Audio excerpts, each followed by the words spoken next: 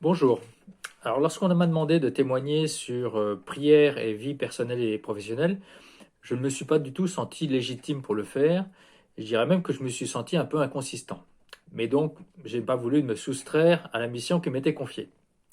Alors, qu'en est-il?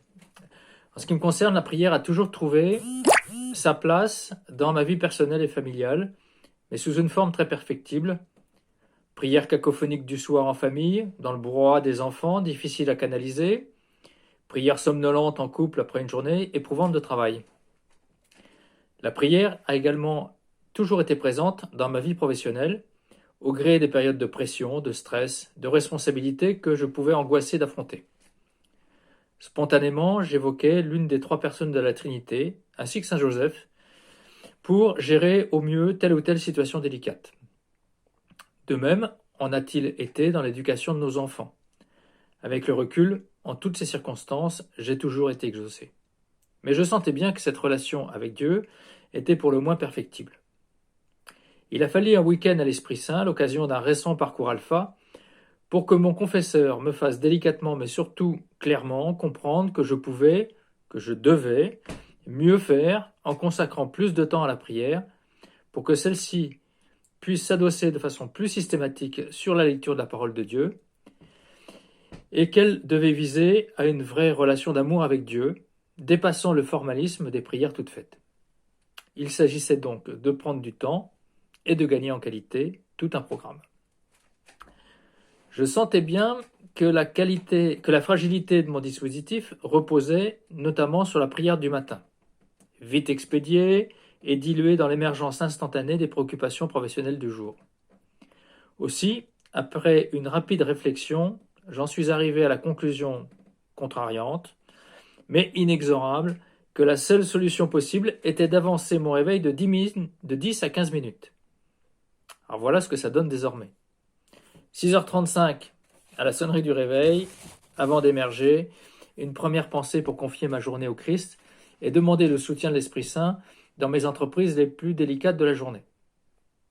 Au moins, quoi qu'il arrive, la journée est correctement orientée.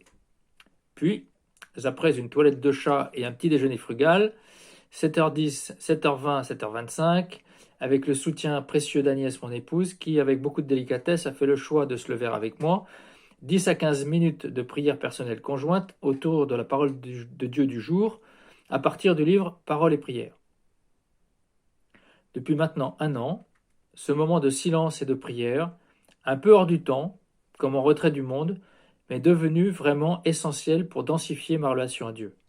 Méditer sa parole, qui étonnamment vient parfois nous rejoindre dans nos préoccupations du moment, occasion quotidienne pour prier systématiquement pour ma famille, mes relations de travail, les intentions particulières du moment.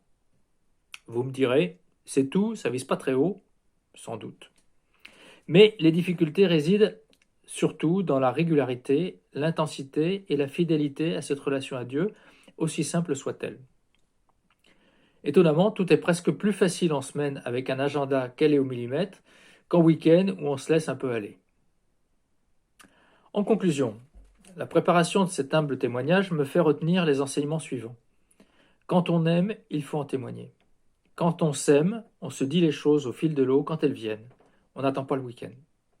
Quand on aime, il faut donner du temps à l'autre. Quand on aime, il faut mettre en place des petits rituels qui personnalisent la relation.